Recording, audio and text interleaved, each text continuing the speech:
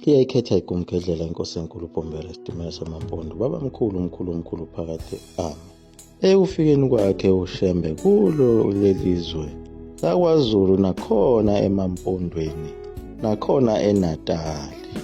Inkinga enkulu yakhe ayifike ehlangabezane nayo. Ngakho ukuboshwa kakhulu kwakuyikhona phela eNatali lapho kwakungenise khona zona izimishini ezabe seziyilo phela izulu labo abantu abamnyama. Njengoba khona ezimishini ilapho ufike uthole khona igama lesiNgisi. Ngenxa yako ukucindezeleka kwabantu ngalezo zikhathi kwakuba kuhle ukuthi naso isibongo sakho lesi usishintshe ubize sona isibongo sesiNgisi. Leso sibongo wakusithola ngako phela ukusondela kakhulu kuye umfundisi wenu ongumlungu, noma khona lapho ejaldini lapho kusebenza khona yena uma wakho, noma kulo iplazi osebenza kulo. Lokho phela kwakukusiza kakhulu ngoba kwakuthi kwehlisa mbijana ijoka elalithweswe bona abantu abamnyama. Naso isitifiketi sokubhabhadwisa khona ezimishini sasikusiza ukuthi amathuba athi ukuba ngcono neminyango ithi ukuvuleka mbijana. Uma usuyithathile yonke lento yabelungu uzophila kamnandi, kodwa indoda yebheshu iyohlukumezeka.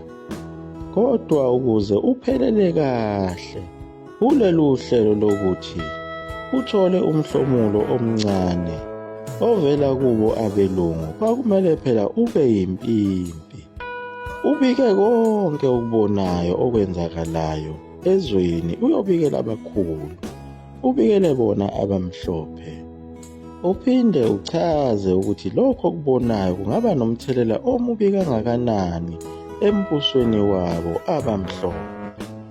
Yilapho-ke ozobe usuthola khona igama elihle elihlanganisa konke lokhu kusebenzela abelungu nokulahla yona i-Afrika nesibongo sakho. Wakusumukela yona inkolo yasezimishini, waphinde wafundiswa naso isikole sekuyothiwa uLizemtiti.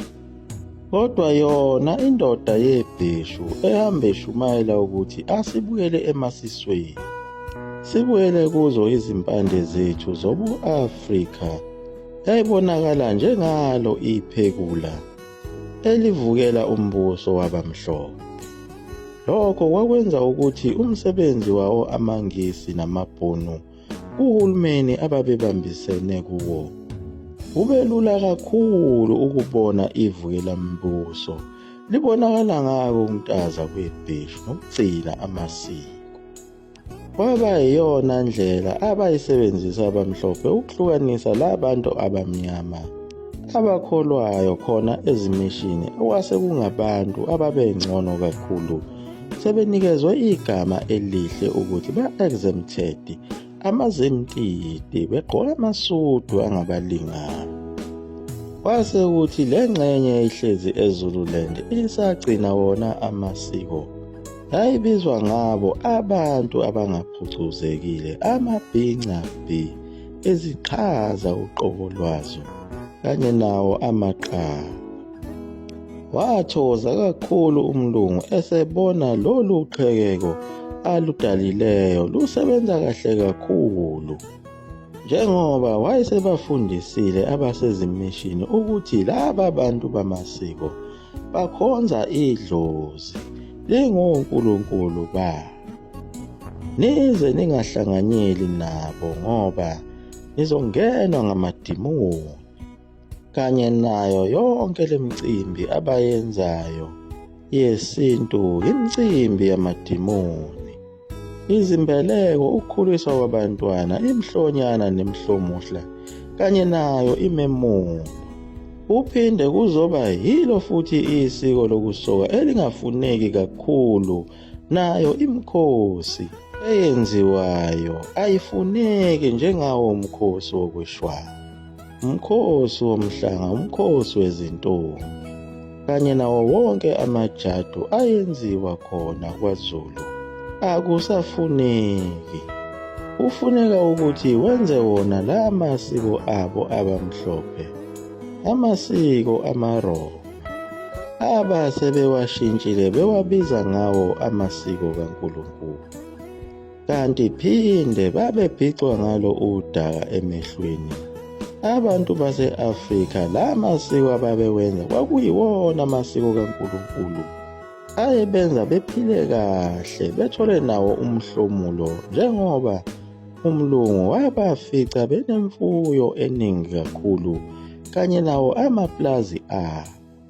Kodwa ngokufika kwakhe umlungu balahlekelwa yikho konke lokhu.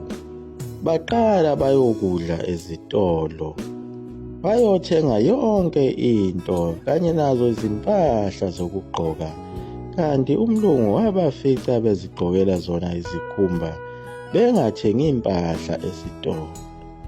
Lo muntu omhlophe wabenza ukuthi bayohlala ezindaweni ezincane ndawonye, ukuze phela bengezukwazi ngisho nakho ukulima kuze beyothenga ezitolo zabo abelungu. Wabe sephinda futhi ebafaka lapha emqondweni wabo ukuthi njengoba beminyene behlezi kule ndawo encane, bangcono kakhulu kunabantu bakwaZulu ababesaphethe udedangendlale wendawo. Waphinde wabathembisa nalo izulu ayilakhile phela umlungu, lapho ayebathembisa khona ukuthi bayohlala ezweni elihle kakhulu, loju nezinyosi kanye nawo amabhubesi ayobe engasabadli, bedlala nazo izingwe besensimini yase-Edeni, lapho bedla khona amaganandoda nama-aphula nawo ama-grapes. Yathokoza kakhulu le mfene eyayixoxelwa le ndaba, yakholelwa kakhulu kuyo. Waphinda futhi lo muntu omhlophe wayethusa le mfene, ngakho ukuthi uma ingafuni ukuhamba ngale ndlela umlungu aseyifundise ngayo, kuyothi mhla ifayo le mfene iyohlala endaweni ebuhlungu ebizwa ngaso isihogo, lapho kube kuvutha khona umlilo ongenamkhawulo kanye nayo indoda emnyama enezimpondo nogoqolo lomsila eyobe ihlaba ngayo imfoloko ibaphenduphendula kuso lesi sihogo somlilo. Waqhubeka njalo umlungu wakhomba ngaphesheya kwalo uthukela endaweni yakwaZulu eyayiphethwe yiyo inkosi uCetshwayo. Wathi bonke laba bantu abagqoke lawa mabheshu yibo kanye laba abazoya esihogweni ubaba wabo uSathane onezimpondo nomsila, ozofike abaphenduphendule kuso isithando somlilo wasesihogweni. Lokho wayekusho ngako ukuthi phela abantu bakwaZulu babelukhuni bengafuni ukumukela lento yasezimishini. Leyo mfundiso yakhe umlungu yamsebenzela kahle kakhulu, ngoba kwathi uma sebexakwe yilo ulaka lenkosi uCetshwayo kanye namabutho ayo, batshela yona futhi le mfene ukuthi nangu loya muntu onamadimoni okhonza amadlozi, akuhlonywe kuhlaselwe loya muntu. Bavumelana bonke abamnyama ababengaphansi kwezimishini ukuthi impela uSathane sizomnqoba uma singabulala abantu baseZululand kanye nayo inkosi yabo uCetshwayo. Ahloma aphelela amakholwa asezimishini, ehlonyiswa yibo abamhlophe ngako ukuthi namakhosi abo ayebadedelile phela ngenxa yako ukuthi ayisekholwa kuzo izimishini, kanye nabo abefundisi basezimishini njengaye uSibindi Ngubane owayephethe amabandla, owayehamba phambili kuzo lezi zimpi. Labo bantu yibo phela laba ababizwa ngawo amadube esandlwana. Lokho okwakuchaza kona umbala walo idube njengoba linombala omhlophe nomnyama. Lokho kwakuwunkondloza kwazo izinsizwa ezayisempini yasesandlwana kanye nabo ondunankulu njengabo otshingwayo kaMahole, abathi uma bebona laba bantu abamnyama abahlangene nabantu abamhlophe kuze kuzobulawa abantu abamnyama, babe sebethola lelo gama lamadube esandlwana. Nakuyo futhi impi kaBhambatha kwabanjalo, kwaba yiwo futhi amakholwa ayegijima ezingela yena phela uBhambatha kanye nazo izinsizwa zakhe ehlathini laseNkandla. Leso siphithiphithi sayo impi kaBhambatha kusukela ngo-1906 kwaze kwashaya wona u-1910 lisekhona, ngenxa yawo amacala ayisalokhu equlwa khona enkantolo lapho kwakutholakala khona ababa yingxenye yalempi. Kodwa abanye babo basebebulewe phela ngako kulengiswa entanjeni. Okunye okwagqilaza yena uShembe njengoba wayefika kulelizwe laseNatali, wafike wazozithela phakathi kwabo laba bantu ababengafune kuzwa lutho ngento esungulwe umuntu omnyama. Kanti futhi nakhona kwaZulu wayezofikela kubo futhi abantu ababenenkani bengafune kuzwa lutho ngalo ikhono. Lokho phela kwakwenziwa yiko ukuthi ezimpini eziningi zakhona kwaZulu ababezilwa babelwa nawo phela la makholwa aseNatali ayeyizimpimpi zabelungu. Naye uShembe wayothi efika khona kwaZulu ebonakale njengayo leya mpimpi eyayikhona kuzo izimpi zoBhambatha.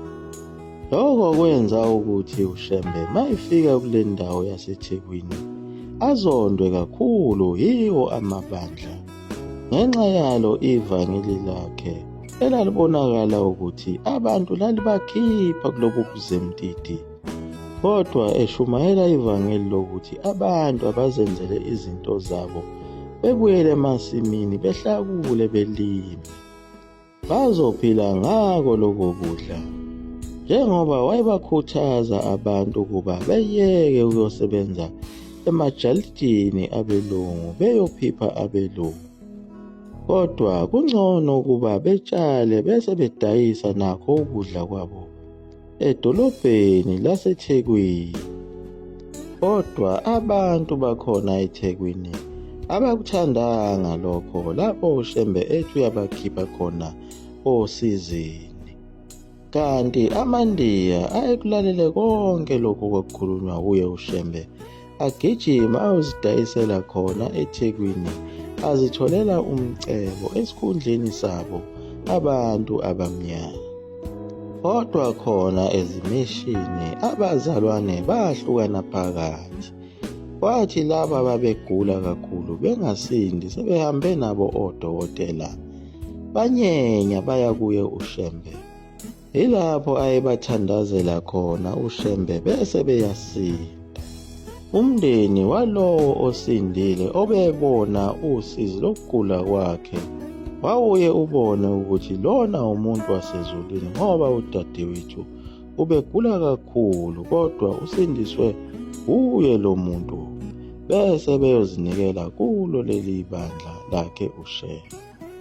Kodwa leyo ngxenye yabantu ababenganazo izinkinga zokugula babe begijime beyobika kuye umlungu ophethe lona ibandla ukuthi unabazalwane asebehlubukile. Bahamba baya kuyo indoda eshumayela ivangeli elingaziwa.